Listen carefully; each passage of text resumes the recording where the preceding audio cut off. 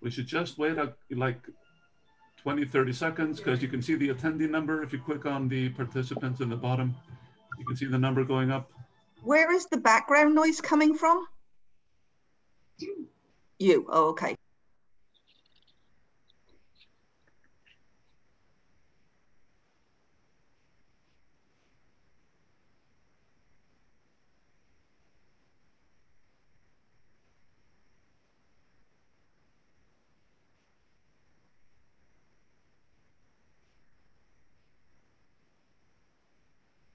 Maybe 10, 15 seconds, 20 seconds, Chandra? Because it's still 8:09 now. 1 second now.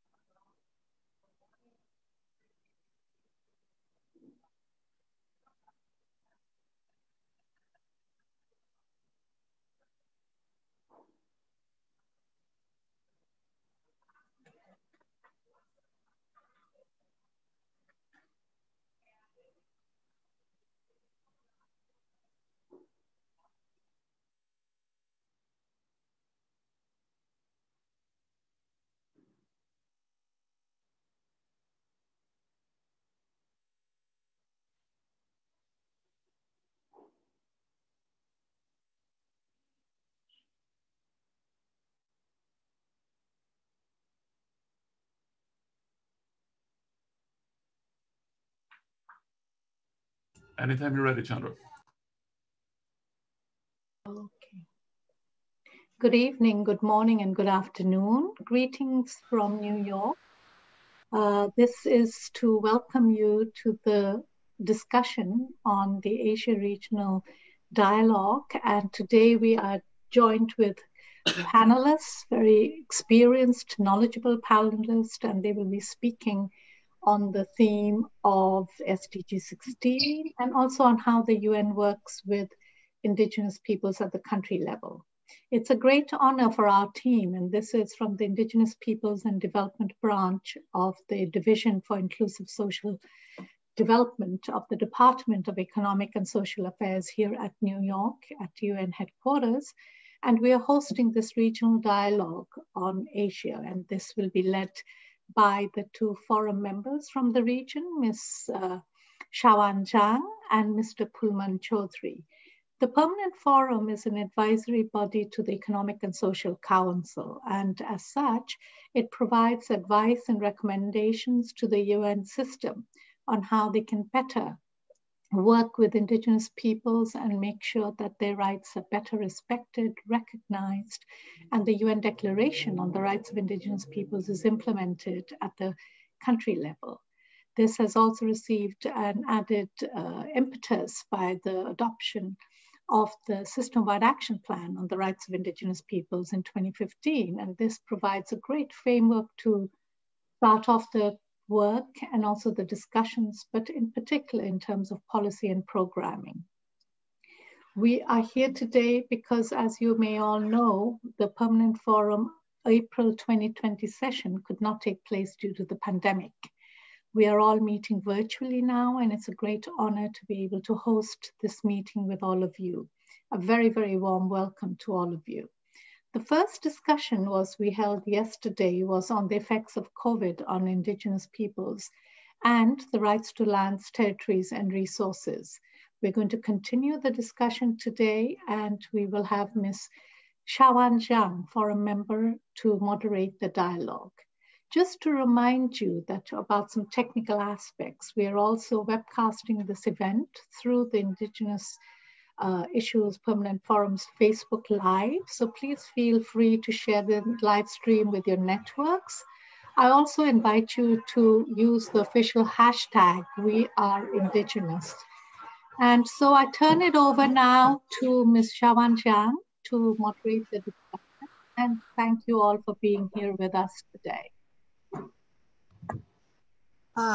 Thank you, Chandra. Good morning, good evening, and good afternoon, everyone. Can you hear me? Welcome to this second part of the Asian Dialogue. And I'm very happy to moderate this part of the dialogue. First, let me introduce myself. My name is Xiaoan Zhang, and I'm a member of the Permanent Forum from China. And this is my second term as a member of the Permanent Forum. I have been working in the Foreign Service for almost 30 years, mainly dealing with UN issues, especially in the economic and social areas. Today, we are going to discuss two topics. One is conflict resolution and peace building. And the other is working with the UN system at national level under the reformed UN development system, opportunities for indigenous peoples. The first topic is closely related to the theme of the coming 20th session of the Permanent Forum in April, which is peace, justice, and effective institutions, the role of indigenous peoples in the fulfillment of Sustainable Development Goal 16. This Goal 16 is a cross-cutting issue which relates to the rest of the goals in 2030 agenda. Now we take conflict resolution and peace building as one of the topics in our Asian Dialogue is to make contribution to the coming session of the Permanent Forum in April. So this is just like a warm-up discussion leading to the coming session in April. So your contribution is very important. The second topic is about the UN role at national level. As we know that with the new developments, UN has been continuously under transformation of its development system to align fully with the new mandates. For instance, the 2030 agenda and its guiding principle of leaving no one behind. So we will see how the issue of indigenous peoples could be included in the UN work at country level, and how would be the interaction and the cooperation among the indigenous peoples, the local government, and UN agencies at country level. So I'm looking forward to a lively and fruitful discussion. We allocate 1 hour for each topic, and we have one speaker under each topic. I would like to remind the speakers to please limit your remarks on 10 minutes each so that we have enough time for an interactive dialogue with the audience. I would also like to remind you the following. After the presentation, fellow speakers are invited to comment on these presentations. The audience is invited to use the Q&A function to present your questions or also raise your hands for your questions or comments. You will have 3 minutes only.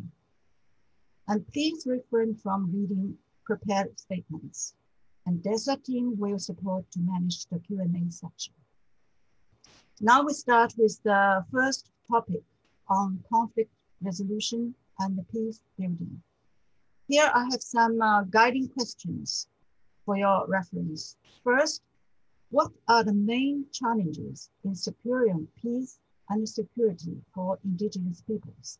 Second, how are indigenous peoples influencing peace process and the peace accords? How can we overcome the challenges of implementing indigenous justice systems and the legal pluralism? And third, do you have any specific recommendations on any of these issues to the Permanent Forum, the United Nations system, member states, the private sector, indigenous peoples' organizations, or other stakeholders? So those are 3 questions for your reference. Now we're honored to have Mangal Chakma from Pabaya Chattogram Jena Samhati Samiti, PCJSS, a political party of indigenous Jama peoples in the Chittagong Hill Tracts, Bangladesh. Sorry for my pronunciation, it's very long. And Mangal is the Information and Publicity Secretary of PCJSS. He served as a focal person of Bangladesh in the Asia preparatory meetings for the UN Permanent Forum and AMRIC, and participated in the section process for the Asian Dialogue, Asian Indigenous Experts for the UNPFII. So now, Mangal, the floor is yours. Thank you. Very good morning, everybody.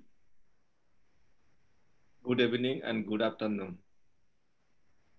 Honorable Chairperson, I thank Permanent Forum on Indigenous Issues for organizing this important Asia regional dialogue. In fact, the Sustainable Development Goal 16 on peace, justice, and a strong institution is very important for conflict prevention and peace, sustainable development, access to justice, and effective, accountable, and inclusive institution of indigenous people. Recognition of the land of the indigenous people with autonomy and self-determination rights may reduce conflict and advance human rights of indigenous people. We cannot hope for sustainable development without peace, stability, human rights, and effective governance based on the rule of law. But it is unfortunate that most of the indigenous inhabited region in Asia fall into seemingly endless circle of militarization, conflict, and violence. During this COVID-19 pandemic, we have observed several states in Asia becoming even more repressive. COVID-19 has been used as a Trojan horse to intimidate, arrest, plan false charges, and conduct military campaign. It is being used to weaken or suspend safeguard and rights regarding indigenous people across Asia. Military and paramilitary forces have been used in quell local resistance to development projects, resulting to widespread violation of their civil and political rights, including criminalization and vilification of their legitimate action, such as in Philippines, Bangladesh, Northeast India, Myanmar, and Nepal, to name a few. Civic space has been severely carved to promote false solutions and to deny justice across Asia. Indigenous peoples are the most vulnerable and worst victim of detrimental laws and policies in the Asia region. Some examples are, in Indonesia, the Omnibus Law that was passed on 5th October 2020 severely weakened environmental protection and human rights by promoting greater centralization and corporate capture of community land and resources. In the Philippines, the Republic Act No. 11469 was passed on 24 March 2020, granting a special power to the president in responding to COVID-19. Several executive orders were issued penalizing various acts, which resulted to cases of arrest and detention of protesters and those providing relief services, including a former congressman. In India, several reform and amendments that is detrimental for indigenous people have been initiated.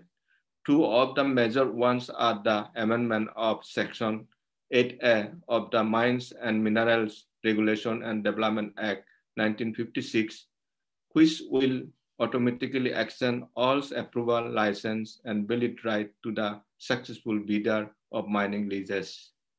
In Bangladesh, instead of political and peaceful solution to the crisis of Chittagong Hill Tracts, CST, through the implementation of CST Accord signed in 1997, the government of Bangladesh has taken the initiative to resolve the problem through suppressive by intensifying militarization in the CST, which led to a critical state of human rights in the region.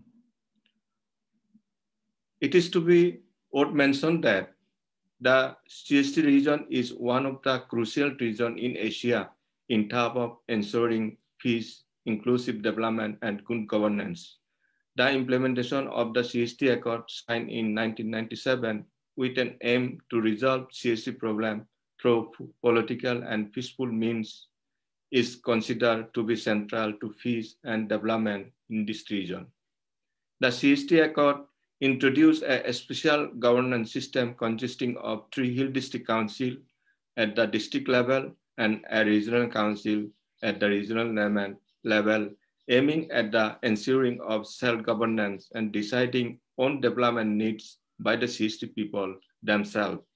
However, as a result of not devolving power and function, including general administration, law and order, police, land and land management, forest, environment, and so on, to this institution, even in 23 years after signing the CST Accord, that a special governance system has not been introduced properly, and the trend of self-determined development approach has not developed. Even the government did not take any initiative to holding the election of this CST institution, which lead to deprivation of the indigenous Jumo people from their right to choose their representative by exercising their fundamental right to vote. So, effective and meaningful participation and decision-making role of indigenous Jumo people has been denied in the development program, which lead to adverse impact upon their national existence, culture, and livelihood. The 3 Hill District Council are being run undemocratically by appointing the member of the party who became in the state power as the chairman and member of the council.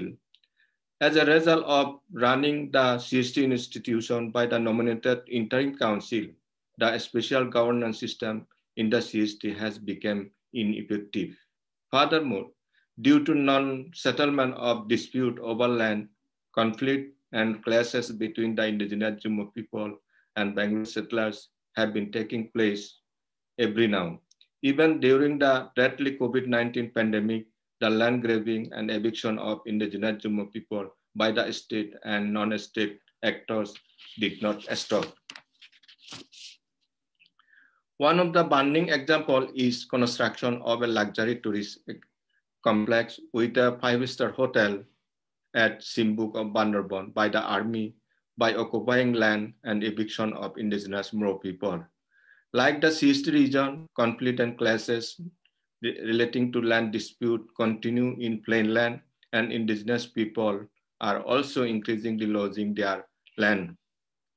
The government has not only stopped the process of implementation of the CST Accord, but it has also increased the criminalization of indigenous right defender and organizations that demand implementation of the CST Accord, labeling them as terrorists, extortionists, and arms miscreants. Freedom of expression, freedom of assembly and association, restriction on publishing news on human rights violation in CST region have been strictly controlled by the military forces, due to which the region has turned into the blockaded area. At present, the military rule, Operation Uttran, and military supremacy of more than 400 temporary camps enforced in CST have become the main obstruction on the way to implementation of the CST Accord, which was also mentioned by the UN Permanent Forum in 2011.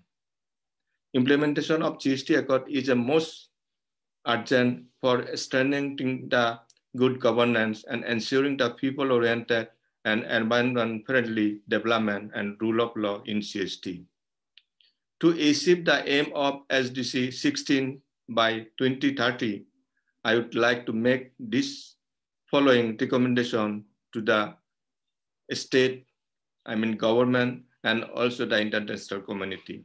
1, to implement the treaty and agreements signed between the state and indigenous people, such as the CST Accords of Bangladesh. In this regard, the government of Bangladesh should be put pressure for implementation of the CST Accord for the sake of sustainable peace and inclusive development of indigenous people and CST, and developing an inclusive society in the country. 2, to stop militarization, military operation such as de facto military rule, Operation Uttaran, Operation Upliftment in Chittagong Hill Tracts, graving of indigenous people land, increased human rights violation of indigenous people. 3, to recognize and protect the self-rule government and customary justice system of the indigenous people to establish justice and rule of law for a sustainable peace and inclusive development. 4, to empower the autonomous administrative body and institution that established it to promote, protect, and the advance indigenous people rights and socio-economic development. 5, constitutional recognition of indigenous people and provide a space for an appropriate, meaningful, and effective participation in the decision-making process on the issue affected to them. 6, to ensure the recognition of land, territory, resource management systems of indigenous people and ensure their self-determined development to counter environmental destruction. This is my my presentation. Thank you all. Thank you. Thank you. Thank you, Mangal, for your very comprehensive presentation. And you gave us a very detailed picture about the situation in Asia in some of the countries, especially in Bangladesh. And it seems that the key issue is still the implementation of the peace accord. And this issue has been on the agenda of the Permanent Forum for so many years. And we really hope that it can be some progress in this area. And also, I see that you have given us some of the recommendations to find a solution for this problem. Thank you very much. So now we start our general discussion, and we have more than 30 minutes. We have 35 minutes for the discussion, and I would invite all the indigenous peoples, the member states, and also the UN agencies to participate actively. And now I would like to invite Rosemary to help me for the reading the questions and call on the speakers. All right. Okay. Yeah. Okay. So we have one written question here that's interesting, and I'll try to summarize it. So the person says that it's during COVID it has become more difficult to check ongoing projects there, and there has been pressure to conduct business as usual. I mean that came up last night. But it's difficult for claims to reach courts and legal issues to be run in a timely way under the current circumstances. And the questioner says,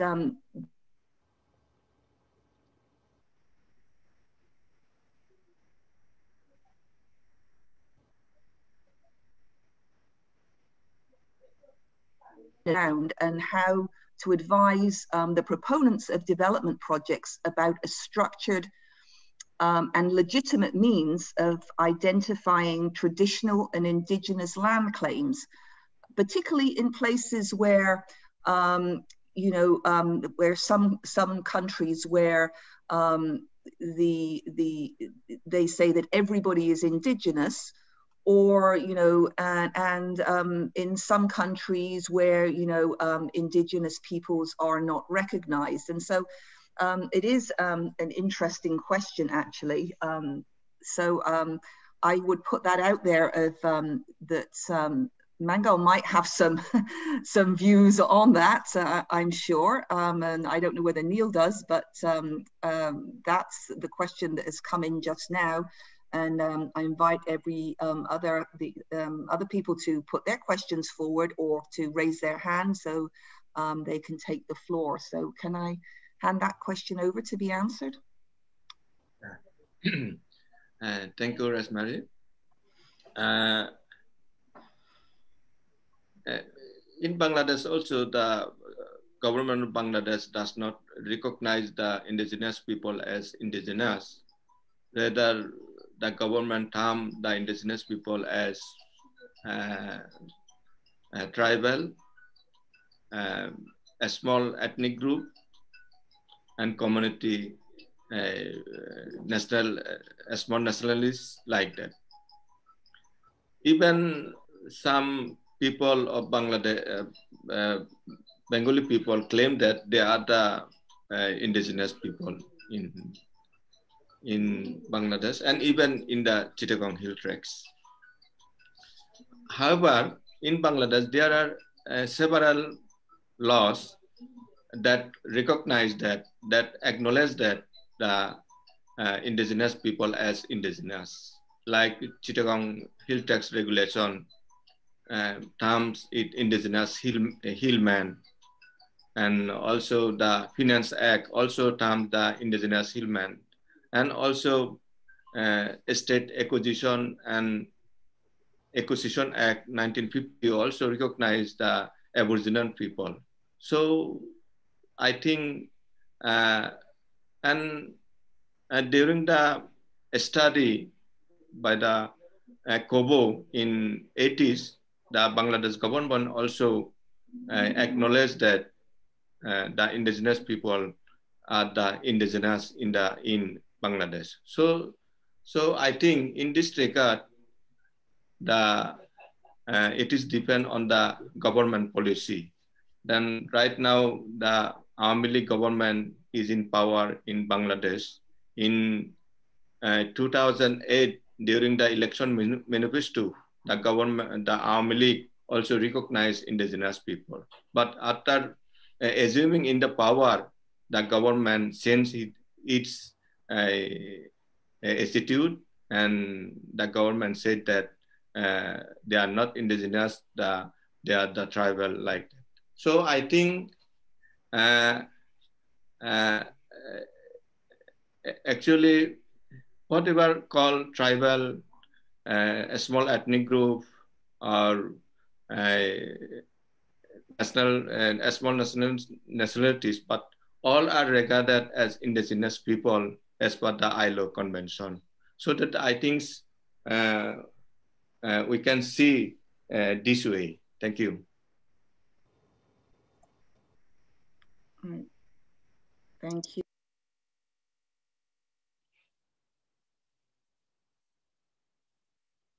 Rosemary, you're on mute. Yeah. Unmute. And so I think Gam is here, and he's here under his correct name tonight, I think. Gam, did you have a comment or a question? Thank you, Rosemary. Yes, today it's correct now. Thank you, Mangal, Chang, and Rosemary for this presentation and facilitation. I just want to make this comment that in 2019, the Permanent Forum had conducted this regional consultation in Chiang Mai and came out with a very good report focusing on this goal 16, which is, I think, very appreciable. And further to that, of course, I'm also aware that the Permanent Forum has done this study on the autonomy, which are all, I think, very important outcomes. So how do we take this forward would be something I just wanted to place it for discussions or what is being planned now. Hearing from what Mangal also is saying is that the question of indigeneity is not being seriously examined by the governments, and therefore what to do with agreements and adoptions that is made by governments is a big question. You know, so there is a lack of commitment and seriousness to this. That is the problem, and the UNPFII has been adopted since 2007, but it has remained a political and legal framework and hardly used for implementation. So how do we move beyond these legal documents? That's the whole question, you know? So, and for me, the adoption of the UNPFII is in a way because we want to see that indigenous peoples are incorporated. Indigenous systems are part of the state architecture and part of the state administrative system. Now, there are agreements signed like the CHT Accord and many other accords, but not implemented. So by and large, the question is indigenous systems are still not part of the state architecture, meaning part of the state administrative system. It is not recognized. No? That is the question. So the issue of legal and social pluralism that we also discussed yesterday remains a huge question. So the kind of institutional design that the state needs to promote is not being seriously examined so that indigenous peoples become part of the state system and they're inclusive and so on. So the identification of goal 16 under the SDG by the Permanent Forum as the focus, I think is really core and important. So how can we use this SDG and the goal 16 to deeply dive into this issue of non-implementation, where and moving beyond the UNPFII that remains as a framework and not really being used to incorporate indigenous peoples into the state architecture? That is the huge question.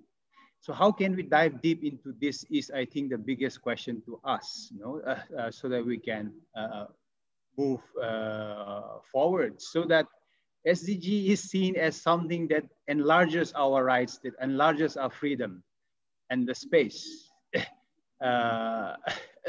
So development is really for that. So that indigenous peoples are self-determining, meaning that we become agents, no? Agency of what do you call it? As self-determining peoples in terms of self-determination and so on. So I wonder what is planned and what is possible. I'm also quite curious with what will come in the next presentation, actually. It could be something to this question. So this is, yeah, one thing to know from the Permanent Forum. Pullman also is here, and the Secretary, of course, what is being planned next so that we can plan ahead a little bit on this issue. And I think it's really how do we dive into this using the SDG for translating it into implementation, looking at the UNPFII so that indigenous peoples become part of the state architecture and the structure and get serious to examining the issue of indigeneity, which was just raised a while ago. Thank you. Thank you, Gam. That's you know, I'll put the question out there, but it's that's the what is it they say, the $1 million question, isn't it? And I don't know whether any of our panelists or the Permanent Forum members indeed have a comment on any of the points that Gam raised. Yes, no. Yeah. In the meantime, we did have, oh, I'm just looking at the question from the floor. So that was directed to Mangai, which was a specific question about, and it kind of follows up, what remedies are Indigenous peoples of Bangladesh pursuing to try and implement the CHT Accords at the national level? You know, where do things stand at the moment? Okay, thank you. Actually, Harman Forum has conducted a study in 2011 on implementation of CHT Accord. At that time, Harman Forum had adopted some recommendation for the implementation of the CHT Accord. Then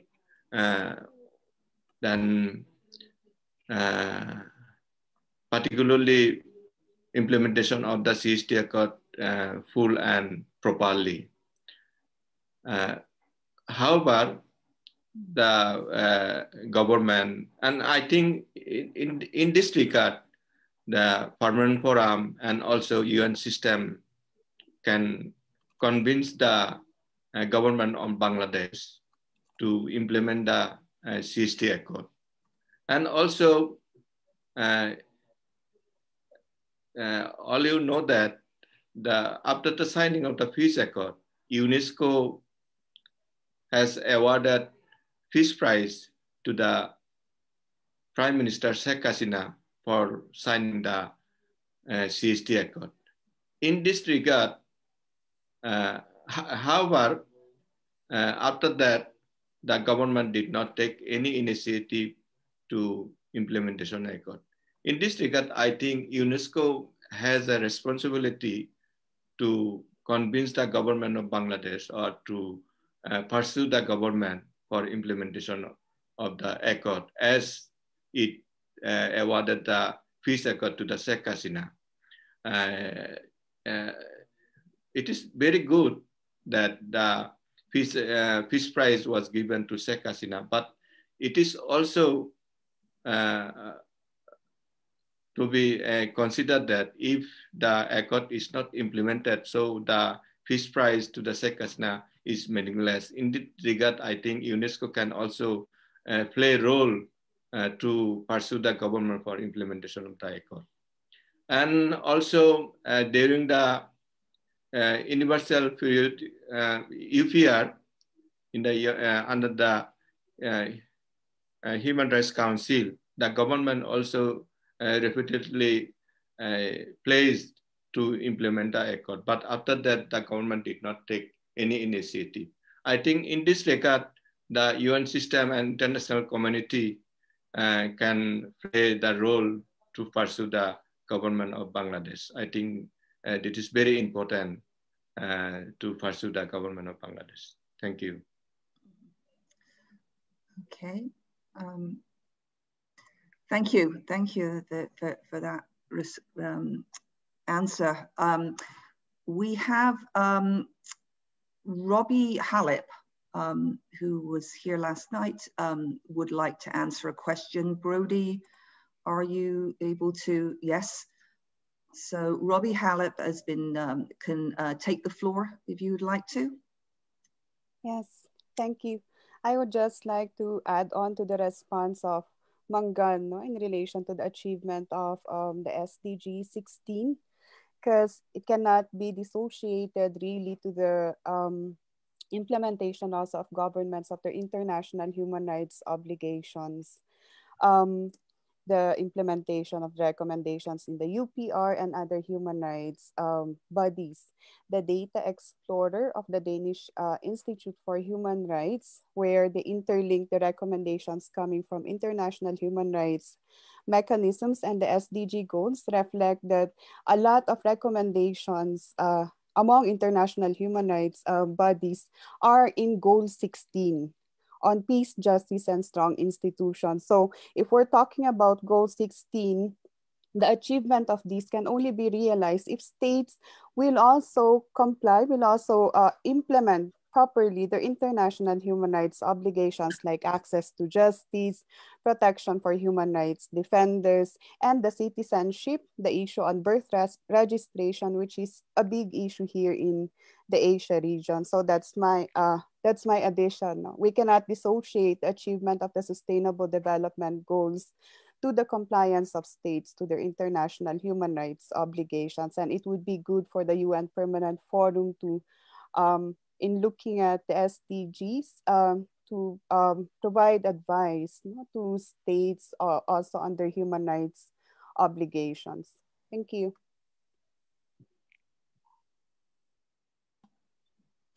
Thank you. So now we have a couple of, what I'll do is I suggest, Shawan, we take some questions and then panel members or, forum members can respond as they wish. So next we have Publicity Chakma, who's requested the floor. Yes, so you can take the floor. You have the floor.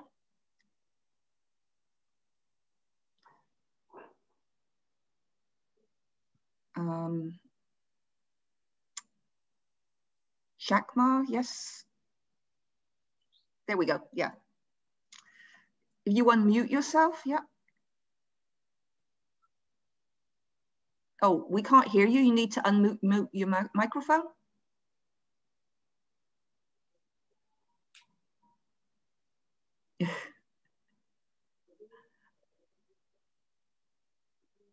Should be bottom left on the screen.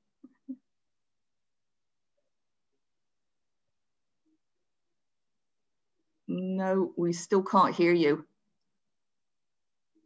Sometimes if you take your headphones out, you'll be able to speak. Ah, good idea, Melissa. Yes, try taking your headphones off, your earpieces, and unplugging. You need to unplug the earphones from the computer. No. No, we're still not getting any sound. So you're still on mute if you can manage to unmute your microphone. No. Maybe if we can come back and sort that out, because let's switch over to, and then maybe Preeti can figure out the microphone issue and we can switch back to him. So the other question is from Sophie Kine. If you have the floor, and then we'll come back to you, Preeti, if we can fix the microphone. So you have the floor, Sophie. Okay, thank you so much. And hello again. And I just wanted to say thank you so much for the amazing work that you guys do to represent the Indigenous people across the globe, and in particular Asia. So, and I am really enjoying the discussion we're having. So my question is really along the line that if an Indigenous people is not recognized, does the UN Permanent Forum have any plans for the Indigenous people, if they provided facts to prove that they're Indigenous, and like the Permanent Forum can actually, help to facilitate working with Indigenous people and member states to resolve those differences? So, and I think another point is to kind of like, if we did do some research and identify which Indigenous people have been recognized and who hasn't, can really kind of give us a really good idea of what the status is and how that really impacts, especially those that are not recognized. Thank you. Thank you. So before we turn the floor back to the panelists, I think Preeti have you fixed looks like he's fixed his microphone problems? Yeah, I think I fixed it. Let me try. Yes. Okay. Good. Oh, no. Unplug your earphones. Unplug again? Okay. This way. How is that? Yes, is it working? Good. Oh, thank you. Thank you. It is working. This, so is it my turn or? Yes, yes, you go. We can hear you now. Okay, thank you very much. Thank you for giving me floor. As Mr. Mangal Chakma already mentioned that the UNESCO awarded a peace prize to the Honorable Prime Minister Sheikh Hasina Wajed. What is called? It is called Felix Houphouët-Boigny Peace Prize. So, as there is no peace in the CST since the agreement till today, 23 years already passed. Hello? Hello? Yes, yes. Can you hear me? Yes, please continue. Okay. We hear you. Sometimes it is giving trouble. Yeah, okay, sorry. Some indigenous organisms from different parts of the world, we sent an appeal to UNESCO to take some action. But UNESCO never responded. So can UNESCO do something for us?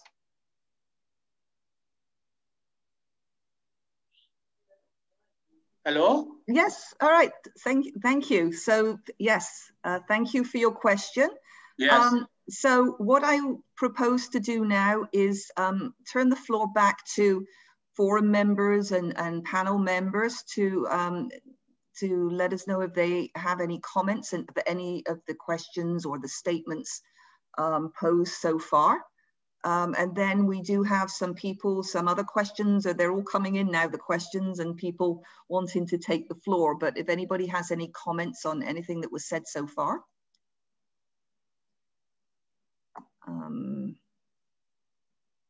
Anybody want to take the floor? No? Okay. So what I propose to do then is, let me see.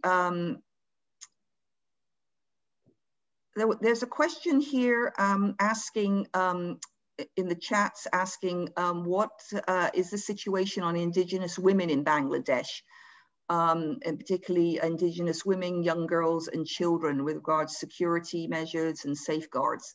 Do you have any specific information on that, Mangal? Yeah.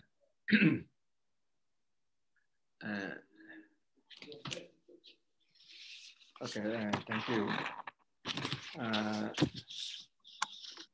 Like the indigenous people of Bangladesh, as indigenous women also part of the indigenous people.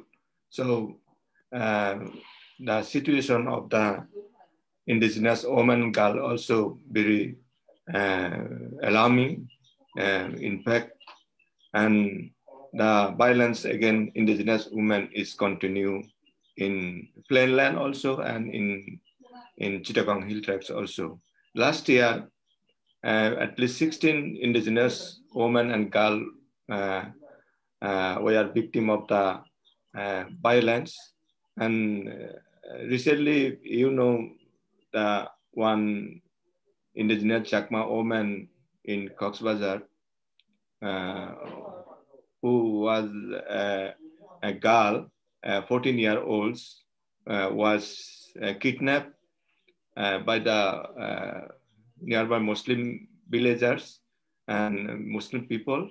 And firstly, she was kidnapped and then forcefully converted to Islam and married. And after that, after almost 1 year, she was killed. But when she was kidnapped, at that time, her father tried to lodge a case with the police station, but the police did not accept her case.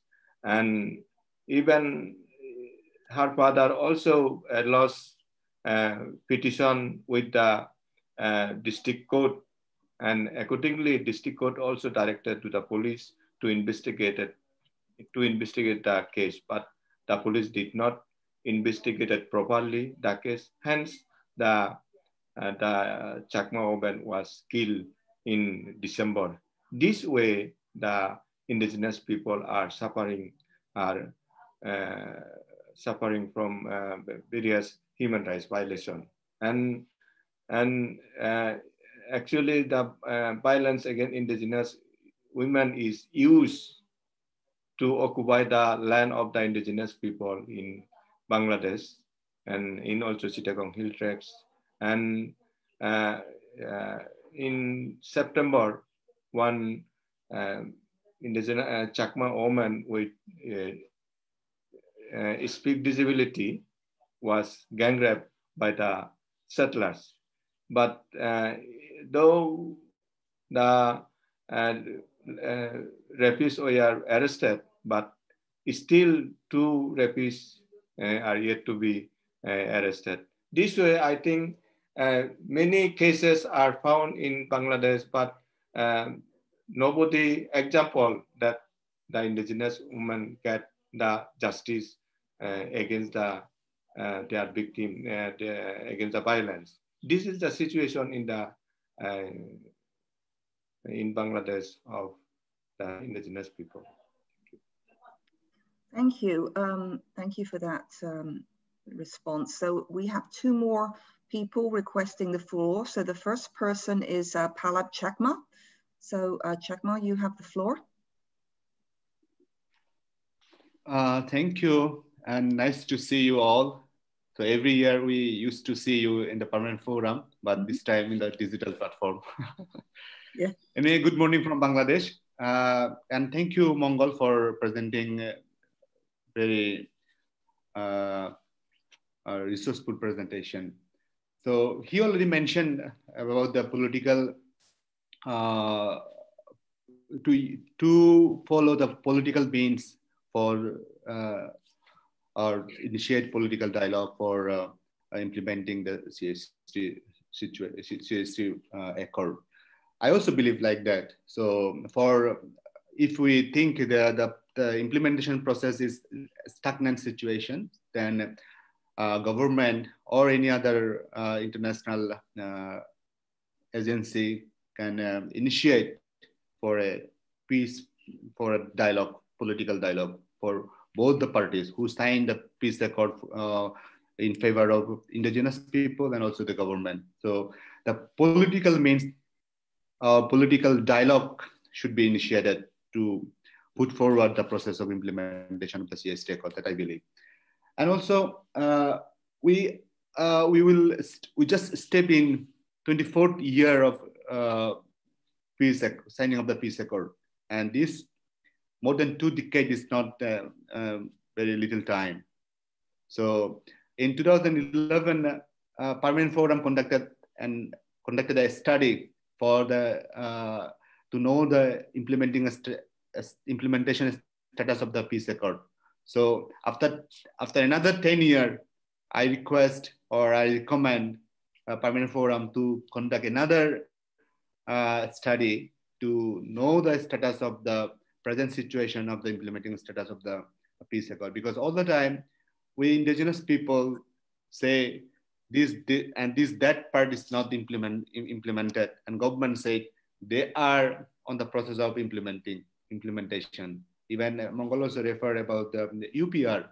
So in every international forum, government said we have implemented that part, and the rest part we will implementing very soon. But that soon is never come. So that's why I recommend to conduct another study. And this particular discussion is on Goal 16.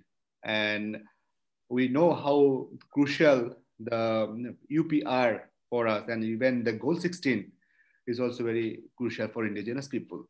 But we already stepped in the 6th year of the implementation of the SDG. But at the country level, we do not see any meaningful engagement of indigenous people in the SDG processes. Suppose last year, in 2020, Bangladesh government presented its voluntary national review for the 2nd time.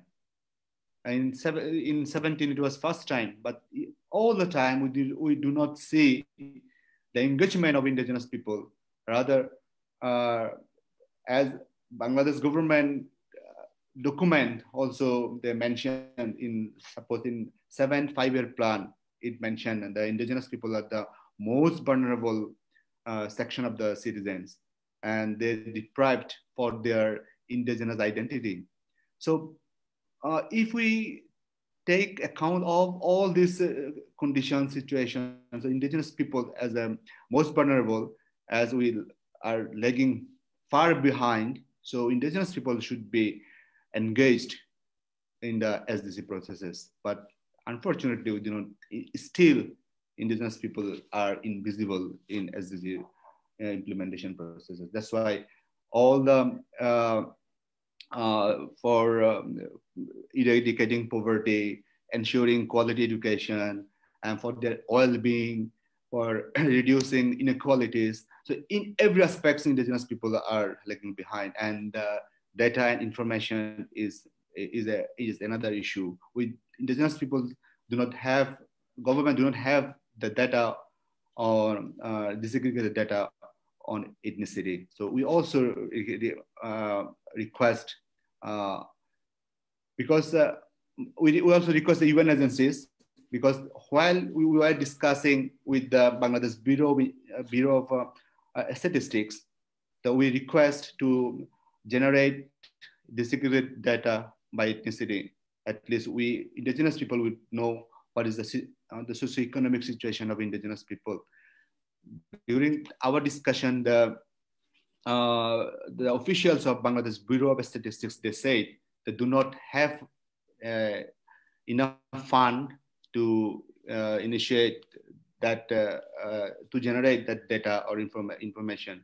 And they said if any UN agencies come up with the fund, then we are ready to provide our logistics, our human resources, our technical resources to generate indigenous people's disaggregated data.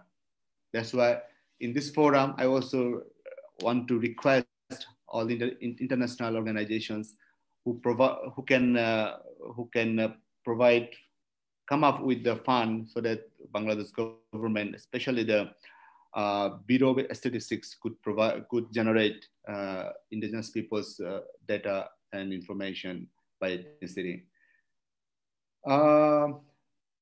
Yeah, thank you for hearing me. Thank you. Thank you, Chakma. You raised a lot of really interesting issues, a multitude of, and I think maybe our next speaker might touch on some of the things that you raised with regard to the SDGs, maybe. But you know, just to let you know as well that you know we are the Secretariat here are taking notes of the comments that everybody, including you, are making. You know, and these will be reflected on and. Will be, you know, will feed into the next session of the permanent forum. So, you know, we are noting all these comments, and there's some very interesting comments being made. So thank you very much for that. I think we have time for one more question, and that's from from Chanchana, I think is the next, if you could turn on your microphone.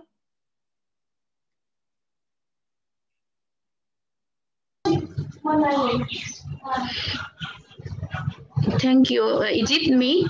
Yes, we can hear you.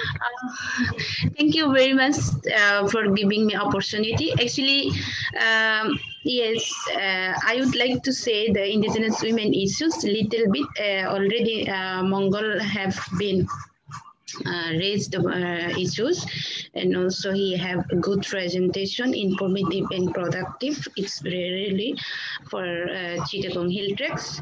I would like to say the two of particular issues, which is one of the Islamization in Chittagong Hill Tracks, and in fact of the Mangal Chakma, which is have been forcibly converted and forcibly married. It's child marriage, which is she was only the 14 years old, and in Chittagong Hill Tracks also is still happening like that in Bandarban, which is they are very innocent indigenous people. They are having Islamization, Muslim converted during the COVID-19. They provoke them if they converted Muslim, they will get money and they will not affected like coronavirus, like this happening in Bandarban, like Tripura community and the Moro community. And also Marma women also have been converted. It's like provoke and other forcibly converted also there. And another issues is within the September also 11 indigenous women have been rape, like gang rape, sexual harassment, and abduction in Chittagong Hill Tracts. And among them, 7 women have been raped and 2 of gang rape, like which is Mongol have been mentioned. Mentally disabled women, mentally challenged indigenous women in Khagrasuri, 9 person have been gang raped. And it still didn't actually get justice. And also we are worried to the Lakingme Chakma also, maybe she will get justice or not, because she is indigenous women, and even 4 from 4 family. And that's why. And another thing is tourism, which is Mongol mentioned, is the Marriott Hotel in Bandarban. For the tourism, also indigenous women are facing a lot of problem, because as in Sajak Valley also and other area also, the indigenous women, some are willingly becoming a prostitute, and some are forcibly, some are compelled to, because of indigenous people are losing their land for the tourism. And Sajak Valley also, 100 of indigenous people family, they have lost their land. And also Bandarban, which is Marriott Hotel going to develop the military welfare and the Sikhdar group. If it will be developed, they will lose also their land and their ancestral land and spiritual, their culture, traditional culture. And children and women will be affected, because children will not get access to education, good education, and women also will be vulnerable. This is my issues. Thank you very much for giving me opportunity. Thank you very much. And actually, we did have one more speaker, and I missed it in the scroll on the top, and it's been waiting for a while. Benota, you had a question. You have the floor. Yes. Hi. Good evening. Good afternoon. Good to see you, everyone. Good afternoon from my place. And I thank you first to Mangal for his presentations, and also there are so many questions and inputs has already come up. I'd like to raise one question, maybe 2, and also one opinion. The opinion is about the Chittagong Hill Tracts Accord and the implementation issue, particularly the issue of tribal inhabitant region that recognize the both parties between the government and the political party PCJSS in the agreement. But the concern is that the demography engineering, the population transfer has still been continuing in different ways, whether it is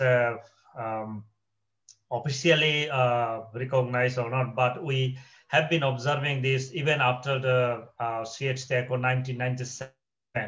The population transfer and the rehabilitations outsiders of the CHT non-indigenous peoples has been continuing. And I'm very much concerned that in the near future, the agreement where it says that tribal inhabitant regions, it will not be respected, and also at the same time, the population will be, demography will be changed. So the indigenous peoples might become minority. So therefore, the implementation issue, Chittagong Hill Tracts Accord implementation issue is really very important, and that the international organizations like UN Permanent Forum studies actually the recommendation, how it could be emphasized in coming days in the discussion, and also the implementation, the issue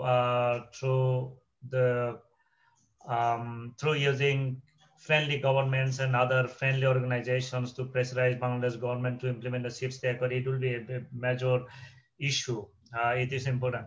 In regards to the other issue, like what I want to share is, as I mentioned, that conflict is one of the core issues in the Asia regions, and the worst victims are the indigenous peoples. And the conflict is sometimes it's because the state and non-state armed actors, they usually target the civilians, and in most of the cases, this is the indigenous peoples. And other thing is also the Security Council regulations, that 1325 on women, peace, and security, that was raised, and also important the education for the police and other government bodies about this human rights and this women issue. And the concern is that because of those conflicts and the insecurity of indigenous peoples in territories they are living, and this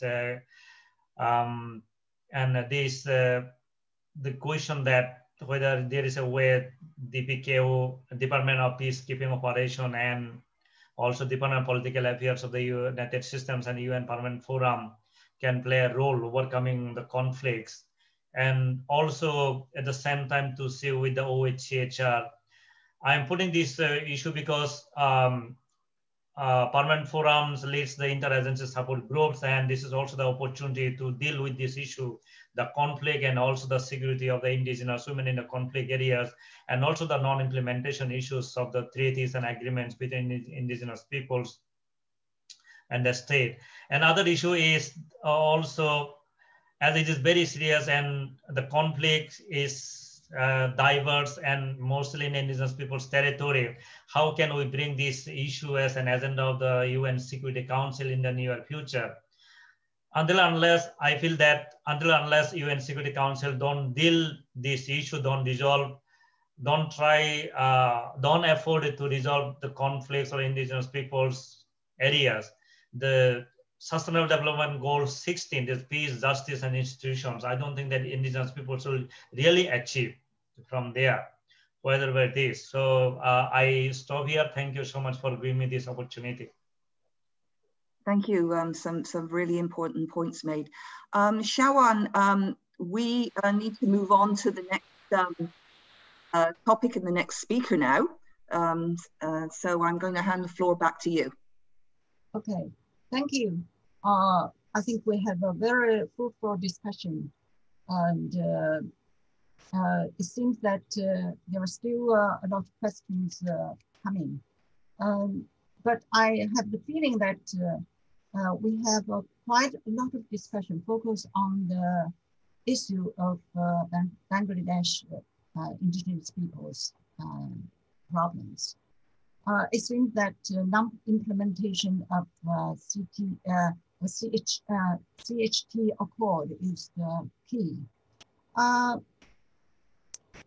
would like to have Mangal to give us some final words, taking into consideration of the question now in my mind, which is what's the main reason of the non-implementation of the government, and what's the reason behind? Would you just give us a few words about this? Thank you. Thank you, Madam. Actually, I mentioned in my presentation that the militarization and the de facto military rule, Operation Uttarang, I mean the Operation Upliftment, is the main obstruction in implementing the CHT Accord. Though the CHT Accord provide to withdraw all temporary camp except 6 cantonment and the border security forces. However, government did not withdraw the all temporary camp. During the signing of the accord, there was more than 500 temporary camp. Government only withdrawn around 100 temporary camp. There is still more than 400 temporary camp in Chittagong Hill Tax. And also, after signing the accord, whether the whereas the CHT Accord provide to demilitarization, however, government of Sheikh Hasina imposed a de facto military rule, that is the Operation Utral, that is the against the violation of the CST Accord. So I think one of the major challenge, major obstruction is the militarization, and secondly, the attitude of the government. The government still pose the communal attitude and anti-indigenous people attitude. That is one of the problem, one of the obstruction in implementing the CST Accord. Thank you very much. Thank you, Mangal. Okay, so we have to finish the first session discussing this topic. Now let's start to continue the dialogue with our second session. The topic is working with the UN system at national level under the reformed UN development system, opportunities for indigenous peoples. Now I give you some guiding questions. First, what are the opportunities with the new UN resident coordinator system and the new UN Sustainable Development Cooperation Framework? Second, are indigenous peoples consulted by UN country teams, and how can this be enhanced or established if no mechanism exists? 3, do you have any specific recommendations on any of these issues to the Permanent Forum, the United Nations system, member states, the private sector, indigenous peoples organizations, or other stakeholders? So those are 3 questions for your reference. Now I would like to pass the floor to Neil Booney, Regional Director, United Nations Development Coordination Office, Asia Pacific. Neil became Regional Director in 2019 after concluding 4 years in Pakistan as United Nations Resident Coordinator, Humanitarian Coordinator, and designated official for the safety and the security of staff. He also served as UNDP resident representative for his first 3 years in Pakistan. Neil has spent almost his entire career serving the UN at the country level, having also served as UN resident coordinator in Sri Lanka, Bulgaria, and Belarus, as well as acting RC in UNDP resident representative, deputy resident representative in Malaysia. Earlier in his career, Neil worked with the UNDP in Sri Lanka, Sudan, Bhutan, and Pakistan. He led UNDP's engagement with the humanitarian and the peace-building communities as director of UNDP's Geneva office from 2011 to 2015. So Neil, the floor is yours, please. Thank you for the introduction. And when you first started, I thought you were going to say he's worked almost his whole life for the UN, which is partly true. Very rich career. But it's a real privilege to be part of this forum. I once participated in the forum in Geneva some years ago, and I was struck by how much it was in line with what the UN is supposed to be about. I mean, our charter talks about we, the peoples of the United Nations, determined to save succeeding generations from the scourge of war, and talks about equity, talks about human rights. And too often in our forum, we don't actually have the direct voice of excluded people coming in. It's appropriate and it's correct that we have the voice of government and UN officials and experts, but we don't often have that diversity reflected in formal settings. And so this is great, and it's been a pleasure to listen.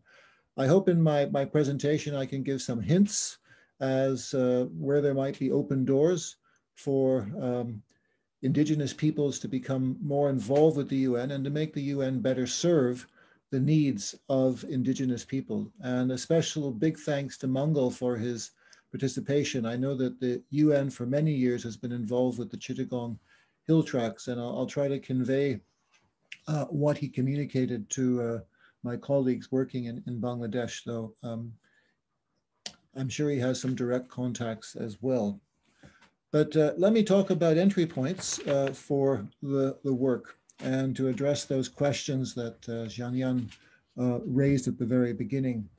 I mean, first, the UN, by its creation, has a responsibility to help indigenous peoples. I think there's a number of things that came out of the reform. So I mean, our responsibility is one that's been there always. It's in the DNA of the UN. And it's very appropriate, in fact, that we're talking in this particular forum also about SDG 16, which is about governance, which is about peace building, because that is central to the UN's raison d'etre. But in the reform, I think it's important to recognize that there were some shortcomings identified, and there's a certain philosophy outlining these reforms that came out of the SDGs. First is that the UN needs to be more holistic in its approaches. We need to look at the links between the many strengths that we have, whether it's agriculture, whether it's social protection policy, whether it's telecommunications, whether it's the work we do on governance, the work we do on rights, humanitarian, that it has to be much more holistic. And hence, although we have 17 SDGs, there's a big emphasis on how these should be linked together, how these should be integrated. The other big change was this emphasis on inclusivity, leaving no one behind. And that's completely in line with the objectives and principles on which this forum is built.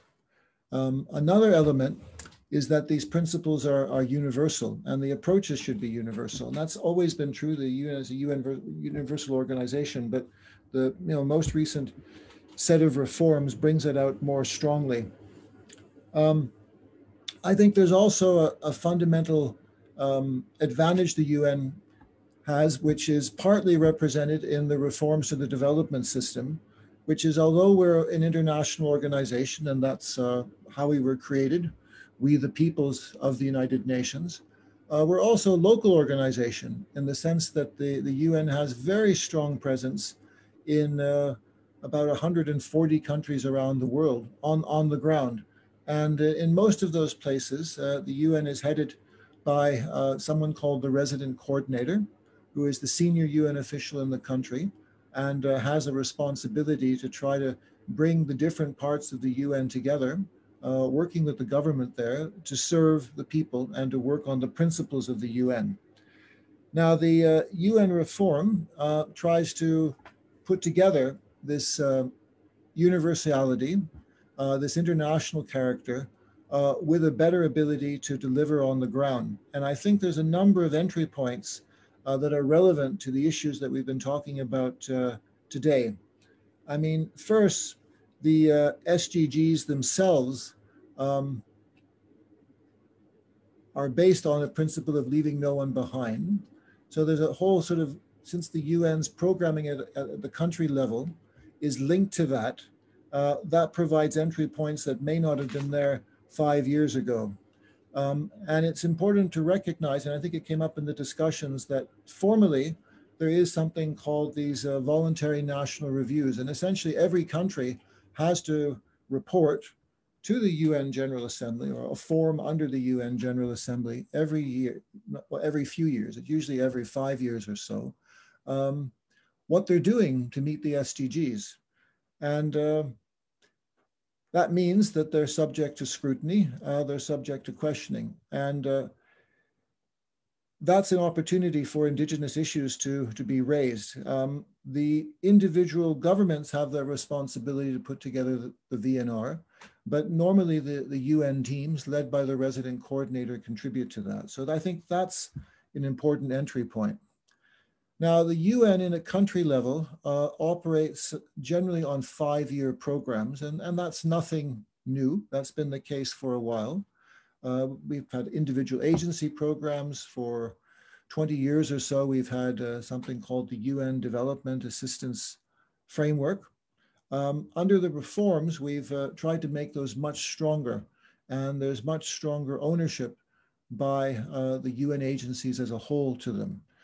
So we've always been trying to do a common country assessment. We now have something called a common country analysis, and it's not just a change of name.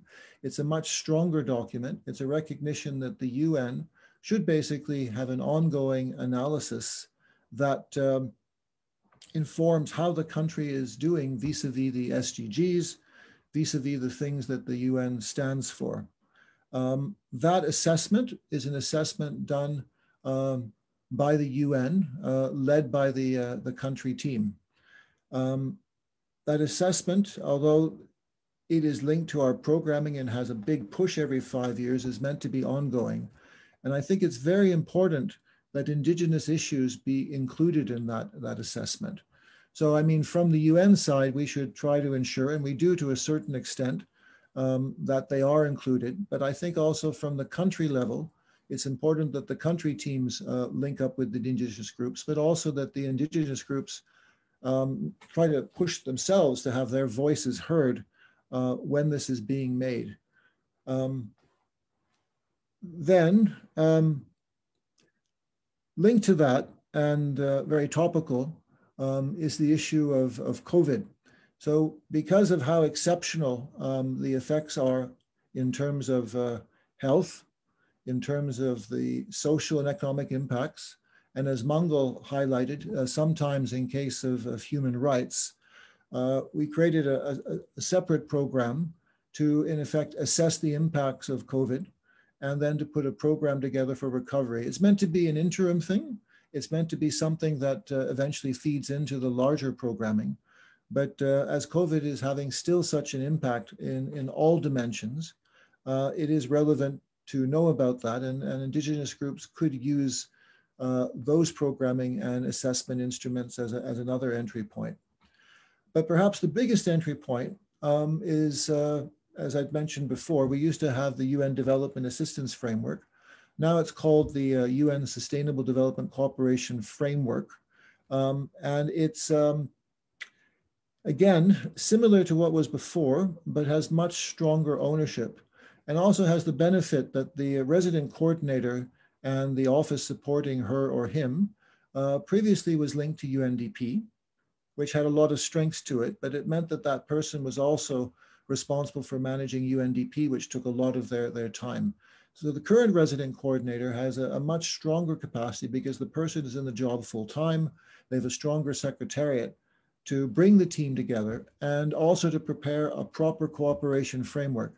Now that cooperation framework is a negotiated document. It's an agreement between the government and the UN on how the UN system can best serve the country over those 5 years.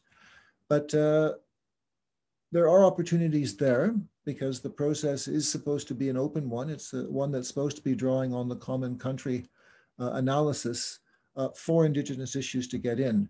And of course, the legitimacy of them is the basic philosophy that underlies all these tools, which underlies in many ways the Charter, but underlies more specifically the Sustainable Development Goals, which underlies the UN's approach to programming, which is leaving no one behind. And Indigenous people are usually the ones who are left furthest behind from my professional experience working in many countries. So that's an important sort of philosophical entry point. Let me talk a little bit about the role of the resident coordinator. I've been fortunate to serve as a resident coordinator about 16, 18 years of my life, depending upon how you count it in many different countries. I mean, the resident coordinator's primary role is to try to get the best out of the UN system for the country, to provide services that the UN comes together. But the resident coordinator also has a responsibility to make sure that the UN is listening to the needs of the country. That is working with government, as in the framing questions you talked about, the partnerships with private sector and civil society, but the resident coordinator should also be listening to the voices of Indigenous people. The resident coordinator has an important role in that she or he can be very much a bridge builder, a bridge between the UN agencies itself, that's the primary job, but also a bridge between government and civil society, government and private sector, essentially between people who are key to the UN's mandate and different people in the society of the country in which they serve. The resident coordinator's office, small secretariat, often has a economist in it. It has a partnership builder. In many countries, there's a person who works on peace and development. In many countries linked to the Office of the High Commissioner on Human Rights, there's a human rights advisor. Those all provide opportunities. There's been some talk about funding. I mean, the UN is not a poor organization if you look at our overall budgets, but if you look at our overall budgets compared to what we're supposed to do, we are underfunded. But still, the RC's office can try to help identify partnerships, can help identify funding. And of course, you know, most of the on-the-ground work is happening through the individual programs of UN agencies, whether it's UNDP, UNICEF, FAO, World Health Organization, UNESCO, down the line. And the RC can also help ensure that those, you know, encourage those agencies to focus on the issues that we've been talking about today. Now, are Indigenous people consulted? I don't think there's not a structure, I think, you know, within our CCA saying Indigenous people. But if you look at the emphasis on leaving no one behind, if you look at the emphasis on SDG 16, for example, they should be consulted. And we probably need to make our structures better to ensure that consultation happens. And also, to a certain extent, I left something out. The resident coordinator is responsible in the country for the Universal Periodic Review of Human Rights, working together with the government. I mean, it's a government document, it's produced by them, but from the UN side, he or she has that lead. And the UN team also provides its own report on what they think about the review of human rights. And that's also an input for Indigenous groups to get their voices into the larger system as a whole. In terms of recommendations for Indigenous people, I think it's important that they have contact with UN agencies, but also try to have contact with the resident coordinator as the leader of the system as a whole. I know from my experience, I remember in Malaysia, we did work with the Indigenous people both in Sabah and Sarawak, and we worked with Indigenous people in mainland Malaysia. The people are called the Orang Asli. In Sri Lanka, we had some programming, rather limited. In Pakistan, one of my best days was spent with Indigenous people's civil society organizations. So there is a link, but that link could be stronger. But I think the UN has a responsibility to listen, but I think also if you can advocate locally with the UN as well as internationally, that will have a big difference. And within our new programming frameworks, this common country assessment is probably the best opportunity, because although there's supposed to be a big push every 5 years, it's also supposed to be an ongoing mechanism. And I think the Universal Periodic Review of Human Rights also is an important entry point, in addition to, of course, all the programming that is being done. And which in case of Mangal, I know there's been a lot of programming done over the years in the Chittagong Hill Tracts, maybe not with all the results that I think the people needed, but there has certainly been a big effort from the UN there. So I've probably talked too long already, but over to you, and I'm happy to address any questions that there may be. Thank you, Neil, and thank you very much for your presentation. So I think there are questions from the audience on what you have said. So now we open our general discussion. We still have 30 minutes for this part, and we welcome the Indigenous people, member states, and the UN entities to participate. So again, I invite DESA colleague, Rosemary, to take over, read some questions and call on speakers. Please, right. Rosemary. Yeah, so Sharon, thank you. So I'm waiting for some questions to come in, but while we're waiting, I just wanted to flag to the audience members, of course, that the Permanent Forum is very seized of this and interested in the new development system and how this links up with their work and also the implementation of the SDGs. And some people might recall that at last year's session, there was a report, a note by the Secretariat for the Permanent Forum that outlined some of the, then it was the new development system and the possible entry points. And this year, there will be a report issued for this year's session following up on what Neil said, that the new UN Sustainable Development Cooperation frameworks, the new ones that are being issued, and I see they're being issued on a rolling basis, we are starting to look at them to see how Indigenous peoples are being reflected in the new frameworks under the umbrella of Leave No One Behind. And I can say we're seeing some positive results already. Like Neil said, it's not always as much as you would like to see in some cases, but I think we can safely say there's an improvement. But it is a work in progress. The new system, but there are definitely many more opportunities for groups to engage with the UN system. But we also have to acknowledge that our colleagues in the field are under quite a lot of pressure from many groups who are knocking on the door as well. So from our side, Neil, we're from the interagency support group and from DESA, and our colleagues at headquarters, we're more than happy to support your office and any of the country offices in the field in any way we can, whether it's information or the technical assistance, but just to put that out on the table anyway from our side, and to give a bit of background to this issue from the headquarters perspective.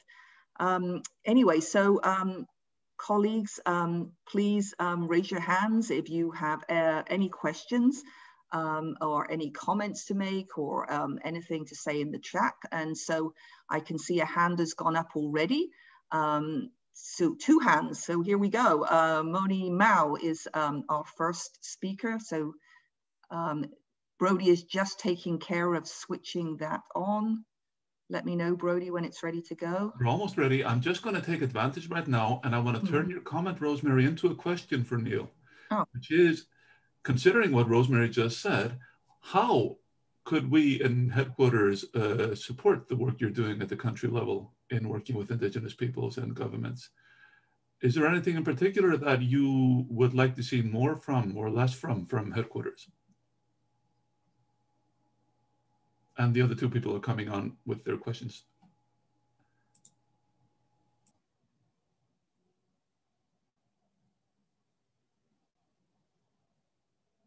To unmute. So Moni Mao, you have the floor. Hi, thank you for giving me a chance to ask questions. So for example, like I just wonder for the case of indigenous people, they don't have access to the UN system that they can present for the case or raising their voice. So I give example like the Khmer from people in the Mekong Delta, they lacking up that most of it. First of all, they cannot speak English. Most of them cannot speak English, right? Secondly, they don't have an access to the UN information. So for example, now if you go to Mekong Delta, 90% of people don't know what is SDG or how to reach to the UN for help. So now we have UN residency coordinator in Vietnam. So, but based on what I know, we don't see a way for the indigenous people in the Mekong Delta can meet whoever represent for the UN in the Mekong Delta if they need, asking for a program for help. So with that case, the UN will have any program that for indigenous people who has a way to contact or get more information. So they when they ask for help or they need help or they want to involve with the UN, and the UN has a way to provide information for them, because right now they at this point SDG only 9 years left, and I really doubt that the Khmer Krom is the poorest people in the Mekong Delta can have enough information about SDG or how to help them in the next 9 years. So that's my question. Then thank you for that question. And then we have Robbie Hallett has a question. It's more of an addition to what he discussed about the engagement on the SDGs, because in the Indigenous Peoples Major Group, that's where I'm with, we've been monitoring the implementation of the SDGs, and has been facilitating the engagement of Indigenous peoples in this process. And in the 5 years of implementation of the SDGs, many of the voluntary national review reports of governments have not been really emphasizing on the leaving no one behind, and what interventions have been done to ensure that Indigenous peoples, persons with disabilities, and other sectors that are left behind are really being looked into, no?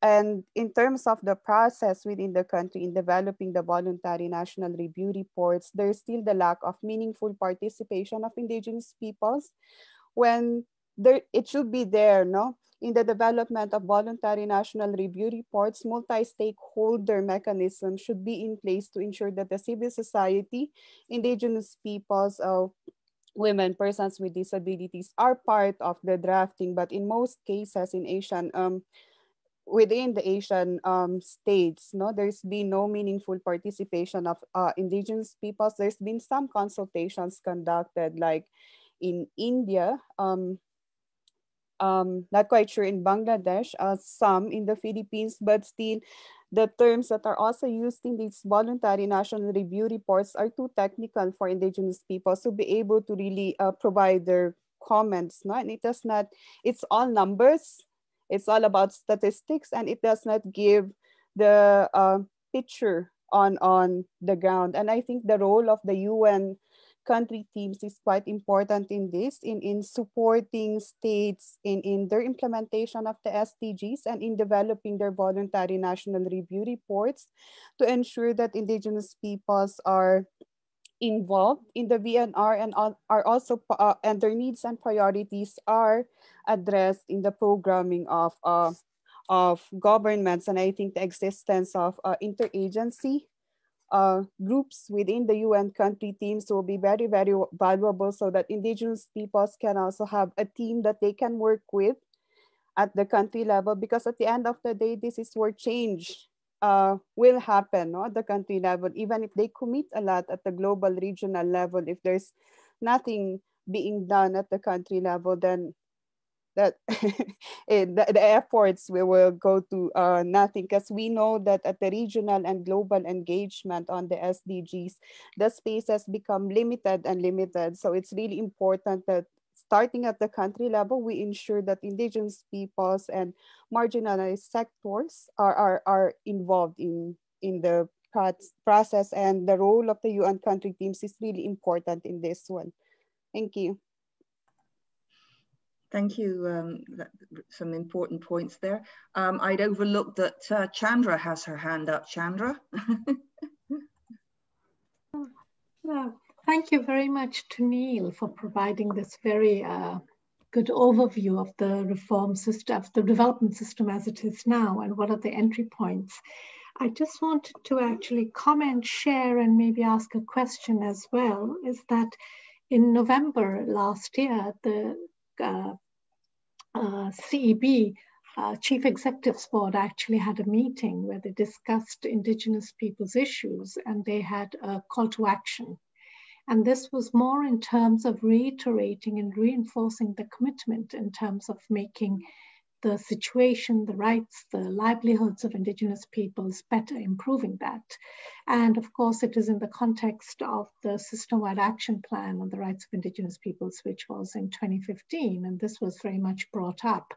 And Neil, you play a very important role in terms of the regional coordinating system in Asia Pacific, in Asia. And I was just thinking that one of the suggestions I'd like to make, or maybe proposals, is that if there could be some kind of a way of having I know they have regular meetings, and we participated actually from our office in the one in Latin America, where they invited us to come and speak on Indigenous issues. And we were also suggesting that perhaps other regions, Asia and Africa, and you also worked in Sudan, so that's quite an interesting combination, whether this could also be put on the agenda of the resident coordinators discussions at the regional level, because in some ways, and of course, how you do that is entirely up to you. Of course, our team is here to provide input as requested, and we have other members of the interagency support group as well that would be able to provide input. And just to say that, with the CEB discussion, of course, this was very much at a very high level of the UN system in terms of political as well as programming support. And I believe that this would also be kind of like a very important tool that could be used in terms of pulling in the Indigenous voice into the UN, what are they called now, UN SDG, the ex-UNDAFs, into this process. I'm sorry, I know it has SDGs, cooperation, development cooperation frameworks, but into the what was known earlier as the UNDAFs, because of course, as you're saying with the RCs, providing this role of bridging. And as we know in many countries, and I mean, in Asia, of course, it's not new, Indigenous people's issues, Indigenous people's rights are extremely sensitive. And this is, of course, an area where the RC, as you put it very eloquently, has to make sure that the UN does the work it is supposed to do. And I believe this is where, in your role, in your current reincarnation, as coordinating the work of all the RCs in the system, I believe you could provide some support. And of course, the UN agencies, our office is of course there to help you. But I believe that we are counting on you to actually push this agenda forward at the regional level in Asia and beyond. Thank you. I suggest, Shawan, because there's a lot of issues being put on the table, we do have some more questions, but maybe turn the floor back to Neil, because I think he's been bombarded with quite a few issues. So let him answer some. Well, Chandra's point, last comment actually gives me an entry point. And what I'd neglected in my presentation was to actually say a little bit about the UN at the regional level. So our small office, it's not very big, it was just 3 of us for a while, it's now about 8 or 9 of us, provides support to the RC system and a degree of oversight. And we also try to link that up with the UN at the regional level. So we're actually embedded in the same building as ESCAP. We sit on the same floor as the executive director, and we're very much involved with the regional directors of the agencies that are there. So that's also an entry point that we can try to facilitate. But of course, our main entry point, as Chandra highlighted, is that we are the main link, you could say the boss, the support service for the resident coordinator system. And a resident coordinator who's engaged in these issues at the country level can make a huge difference in getting them on the plate and helping agencies put together programs to deal with the issues. So you're right. Let's see, I mean, our whole sort of regional RC discussions have been thrown a little bit up in the air with COVID, but we will be having something in end of March or so, depending on the DSG's availability. And that's an idea to put this on the agenda. Coming to what Brody said about what you can do, and I think Rosemary referred to it as well, there's an awful lot of voices, demands, and expectations coming to the UN at the country level. And sometimes it's hard to hear all those voices. And I think your small secretariat, the forum, can be an important way to ensure that these voices get heard. I mean, in theory, the resident coordinators and the country teams, they're in the country, and they should be an adequate channel for that. But at the same time, there's a lot of government, there's private sector, there's many civil society organizations coming on. So I think that voice and giving a little bit of a prod and perhaps some program tools as well through DCO to resident coordinators would help. It is an advantage that there's actually a full-time RC who doesn't have to worry about programming, who doesn't have to worry necessarily about raising money for the organization, although we're supposed to help with raising money for the UN as a whole, and who is more closely tied to the Secretariat and has also closer ties to OHCHR as well. So those are all things that I think your small secretariat and the forum could help with. In terms of questions, and that actually ties up to the one from Moni. We're actually just working and had reviewed a draft of the CCA for Vietnam recently. And if you're talking about Khmer people in the Mekong, I think you're probably talking about the Mekong Delta, at least. You're probably talking geographically about Vietnam. Although, of course, issues of the Mekong affect Cambodia and Laos, and of course, Myanmar and China as well. Yeah, if you haven't had that access, I mean, this might be one way, again, how the forum can help is to try to, maybe even through me, try to get that message through. The way the CCAs are done, there are national consultations on it, and we just commented, in fact, on the Vietnam one, and asked a little bit more about consultations that had been undertaken. So it's not finalized yet. We have a technical group at the regional level that reviews them. And so if we can feed into that technical group that sort of questions about to what degree are Indigenous issues dealt with. And in fact, one of the comments I made on the Vietnam draft assessment, which they're taking up, was to what extent issues of the Mekong, particularly more environmental issues, were being taken into effect, because of course that issue of salinization as a result of sea rising, as a result of development, interfaces with the issues that Moni was talking about. Then about the VNR, yeah, I mean, I made the emphasis that there's a lot more opportunities, but it doesn't mean that those opportunities are big enough or adequate yet. So the VNR didn't exist before. It is an opportunity for civil society, for Indigenous groups, for many others to have a stronger voice. It's an opportunity for countries, other groups to comment on what's happening at the individual country level on the programs. But we have to find still better ways to get the voice into it. I mean, one is actually the regional level. The VNRs are often discussed they are discussed at the regional level. And I know that in the ESCAP forum 2 years ago, in fact, there were Indigenous groups participating in that forum as well. And that's one way to keep them honest. But of course, it's better that it's not coming at the review process. It's better that the input is made when the review is done at the very beginning. But again, the RC can play a bit of a role, because the RC is the lead at the country level on the interaction of the UN in the preparation of the VNRs with the government. So I think there's a chance there. Yeah, and Chandra's point about the CEB role and that, I think that's again another role that this forum and DESA can play in trying to get that messaging out. The fact that you've invited me to this forum is quite clever, because it also ensures that I'm much more aware right now of these issues. But the problem is just the agendas are so large, and is to try to get the space on the agenda that there is. But I'm optimistic, because we have a lot more space on it. We're dealing with issues that we didn't deal with before.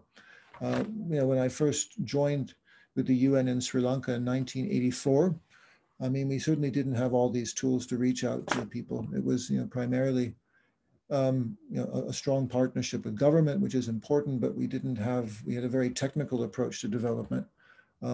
That's an element of what we do, but we have to have a social and inclusive approach as well. So I'm open to some more questions if there are. Yes, GAM, AIPP would like to take the floor. GAM.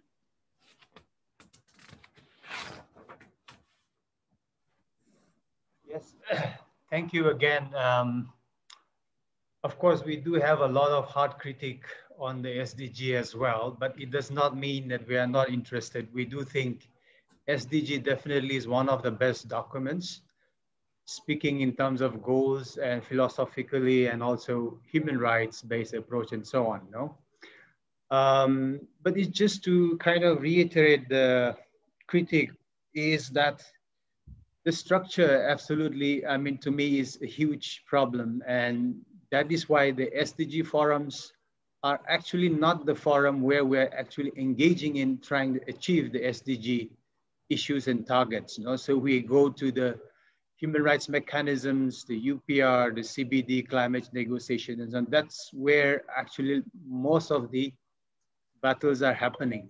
Because structurally SDG is so limiting at the moment. The high level political forum, we have very little to do. Just to give an example, the regional Vienna consultation process, really not much to do because as we know that indigenous peoples are already left out from the ground, you know? So it becomes very difficult to influence.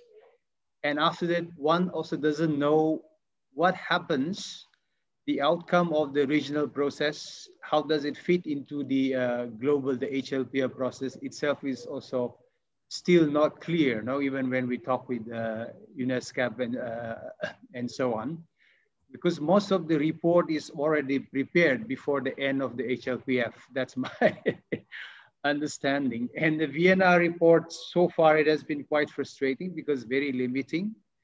Most of the Vienna from Asia, it's, you know, I had commented earlier that it's mostly like a tourism brochure, no, for many countries. Hardly much substance, but it's exciting to hear the new framework. And it doesn't mean that it has not provided new opportunities. It has, and we are extremely interested in that, no? And that's where new partnerships with the UN agencies at the regional level, we have increased and doing more and more.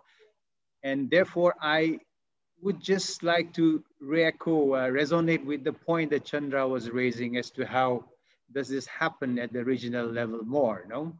And the role which UNDESA and RC and the interagency could play more. I think a lot could be sort of harnessed at the regional level, meaning that to try to at least make it more substantive, more and more at the ground level. So regional and then at the national level, no? And so on. So in that regard, yes, strengthening that would be something that we would be extremely interested to look at. And I'm just trying to make this point that organization like EIPP would also be definitely interested to extend our cooperation and whatever we can do, whether it's some kind of consultations with the governments or and so on, because it's the partnership with the governments and partnership with the private sector has hardly happened. It's really, really minimal. So a lot of partnership, but it has been really mostly outside of this structure of the state and of private sector, no? So finding an entry point, which has been suggested by Neil and doing some of these works are of course very interesting, and we would, I think would be very important to kind of pursue that point. So it's just to really re-echo that aspect. Thank you.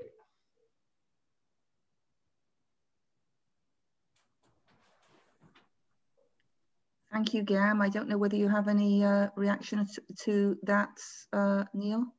Yeah, certainly. I mean, I hear the frustration and also the VNR is an opportunity, but it's not necessarily an opportunity that's being used ideally yet, and it has to develop.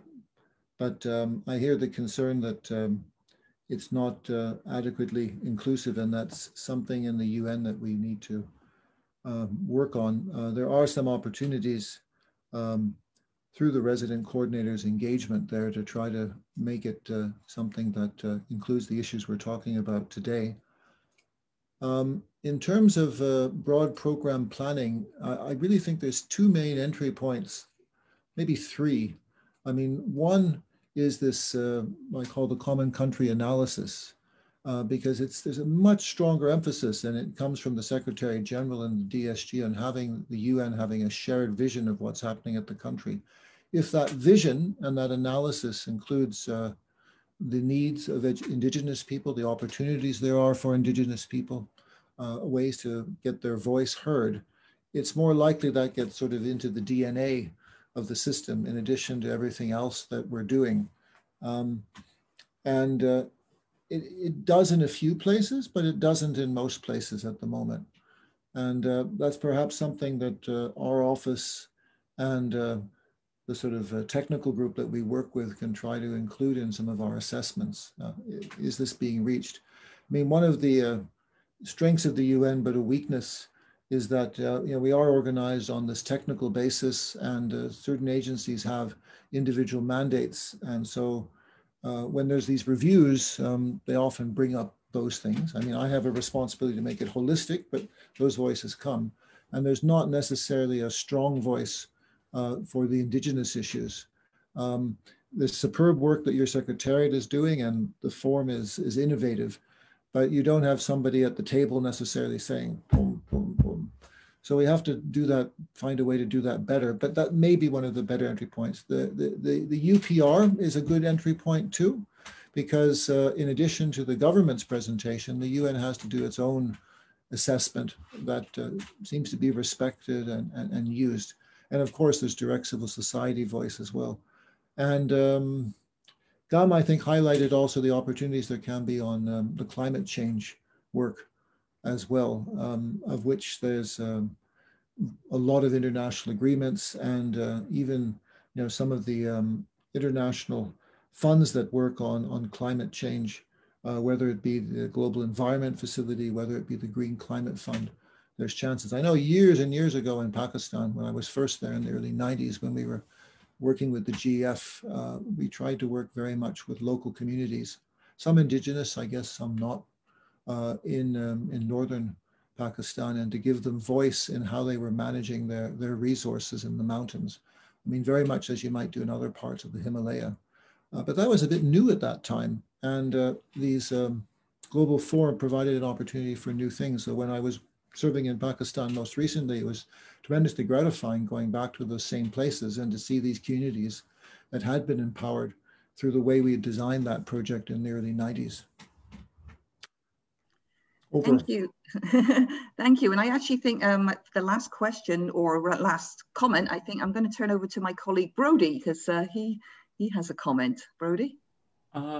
Thank you, Rosemary.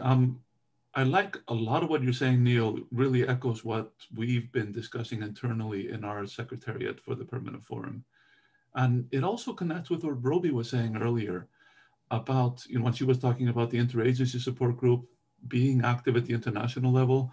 And ever since I've been at the UN only for 15 years, so it's a little bit less than some others here, but still, I've picked up a few things. And one of the things that's been an ongoing frustration is this lack of coherence between what we're saying at the international level and then translating that into what's happening at the country level. And I think Roby, from the Indigenous perspective, also expressed that frustration, that it doesn't really matter what we're saying at the GA hall if it doesn't make it at all into the communities at the national level.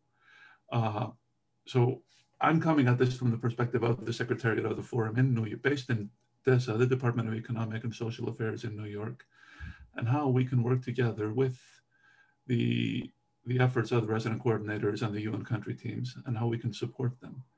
And there's a couple of entry points that I'm thinking of as well. And there is, I think, with this new the development system reform, there are entry points, I think, opening for us. DESA is more involved and already becoming, I see it not just from the Indigenous perspective, but from others also already supporting the development of both the common country assessments and the sustainable development frameworks. And this is something that we are, now that the Forum and the Secretariat has been supporting the Forum for 20 years, there's a roster of Indigenous experts, former Forum members, current Forum members, a lot of these people that are participating here tonight, and many, many more that we have access to, and we can bring and maybe be a bridge to some of the work that's happening at the country level, that where we could both support some of this work that's happening and provide our inputs, as well as also be this conduit for expertise that might also be beneficial in doing some of these important development, especially I'm thinking of the sustainable development frameworks. So this is something that I think we can offer, and DESA is already offering this. So Neil, maybe if this is something, when appropriate, you can, send us an email, and we can help, either put you in contact with the relevant experts, or maybe we can help ourselves. Thanks. Thank you. I mean, thank you for that invitation, and we need to take advantage of it and link a bit better, think much better. Thank you, Neil. So we're coming to the end of our webinar, and before I hand it back to Shawan, I would just like to acknowledge the dedication of Neil, because he was supposed to be in Bangkok, of course, for this webinar, and his flight got cancelled. Many flights are getting cancelled. So he's still in Europe, and so he stayed up all night in order to participate in this webinar. So I really, we really sincerely thank you, Neil, for staying with this to participate, because it was really important for us that we had you as a speaker. So from my, thank you so much. I thank you personally for it. And Shawan, I'm handing it back to you, and now you can go to sleep. Yes. Yes. Thank you. First, I would like also to thank Neil for participating in this dialogue in the night, and also thank for all the participants. Today we have a very lively and fruitful discussion on two topics, and I think this gave us a lot of thought. And for the second part, Neil gave us a lot of information on how the UN is working at the country level, especially. So I myself have learned a lot how this big organization work from top to the bottom. So I think this kind of discussion will continue in our future dialogue. So I would like to thank all of you to participate in this very good discussion. And also, before I hand over to Chandra, I also would like to thank DESA team for your support in organizing this dialogue. Thank you. And now I pass to Chandra for her final words. Thank you. Oh, thank you very much. It's been a really fascinating discussion, because I think the two issues we discussed yesterday, COVID, and then land, territories, and resources, and today coming into the discussion on the SDG 16, conflict and peace and security, and now with Neil's input on how can we tie all this together and make sure that the UN is much more responsive and responds to we the peoples, so that it is not just everyone else, but also is very much with the Indigenous peoples. And Neil, just to say also from our team, thank you so much and for being with us. And we very much will be looking forward to working with you. And if there's anything, as Brody said and Rosemary, that we can help you with, we'll be very happy to do so. And just to say that we actually did have a discussion, the forum members had a discussion with Robert Piper, and he was also extremely responsive and receptive in terms of working together and how the forum can actually provide input in both in terms of the policies and of course the political discussions and all that. So just to say thank you all very much for joining us. I also wanted to say goodbye because I have decided to take early retirement and I'm leaving at the end of this month. I want to go off and do other things. And so we will be very much in touch. I leave you in very good hands. We have an amazing team. And we have Rosemary, Brody, Melissa, Arturo, Miriam, other colleagues that are there and will continue to be there and provide every support they can. I hope that we can take this forward. And one of the other suggestions I suddenly remembered, and I read one of the chat functions there, was when we had the SDG 16 EGM in Chiang Mai not last year, 2019. One of the suggestions was to have a regional interagency support group because they saw the usefulness of having it at the global level and to have it at the regional level. And there was a proposal to have this in Asia. There's one already under discussion for Africa, and there is one already in existence in Latin America. So Asia would be the next country. So perhaps Neil could actually help us in this and make sure that this comes out as a kind of like a sounding board, but also providing input. It does help. And of course, we'd be very happy to help provide the input and bridges with the indigenous peoples in the region. You already have an offer from GAM, who is the General Secretary of the Asia Indigenous Peoples Pact based in Chiang Mai, so very close for you when you're back in Thailand. And of course, you have the 2 forum members from Asia and of course the other forum members as well, all 16 of them.